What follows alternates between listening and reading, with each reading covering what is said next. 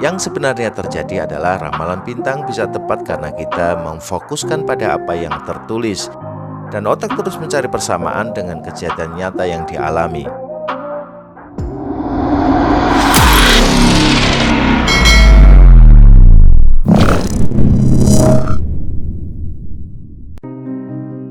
Jika Anda wanita dan pria yang suka membaca majalah, pasti akan menemukan sebuah rubrik yang hampir selalu ada di majalah.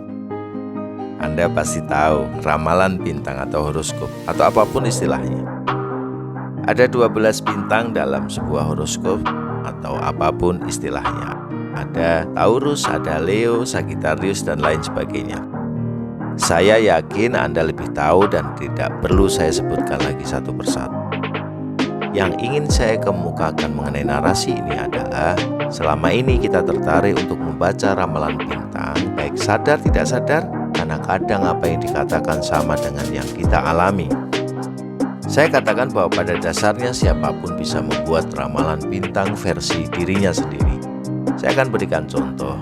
Taurus, cinta kelihatan doi sedang cemburu, keuangan sedang kaya, sekali-kali keluar negeri dong. Kesehatan, hindari lembur. Saat Anda yang berbintang Taurus membaca ramalan ini, mungkin Anda akan langsung bilang, wah cocok nih, hebat ramalannya.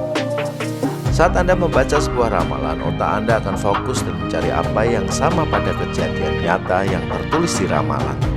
Bisa jadi Anda jarang keluar negeri, tetapi ada satu kali peristiwa saat Anda keluar negeri, saat pekerjaan Anda menumpuk.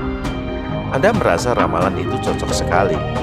Dalam 10 tahun terakhir Anda baru sekali keluar negeri, tetapi ada satu waktu dalam 10 tahun Anda pernah keluar negeri. Anda akan merasa ramalan itu sangat cocok.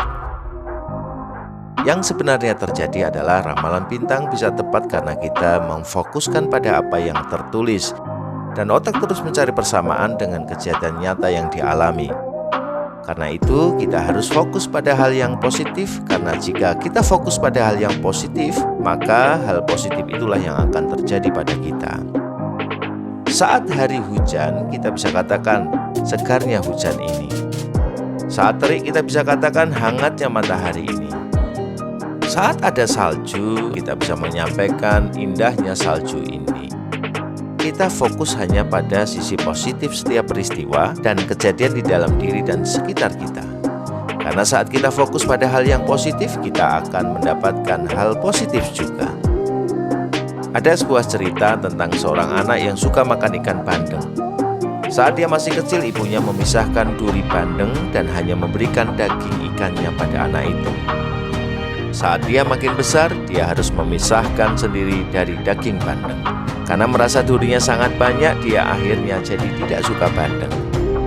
Saat dia bilang tidak mau makan bandeng lagi karena banyak durinya, sang ibu bertanya, banyaknya duri atau dagingnya? Si anak sontak berpikir, ya juga ya, walaupun bandeng banyak durinya tetapi lebih banyak dagingnya. Apa makna dari cerita di atas?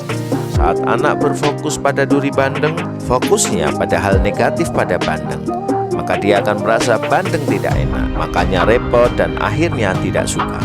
Tetapi saat dia mulai berpikir fokus pada daging ikannya atau hal yang positif, dia bisa menikmati ikan bandeng. Hal ini sama dengan kehidupan kita. Mau fokus pada hal negatif, pada durinya, atau hal positif pada dagingnya. Pilihan ada di tangan Anda. Pastikan Anda sudah subscribe untuk mendapatkan notifikasi video menarik lainnya. Sukses selalu!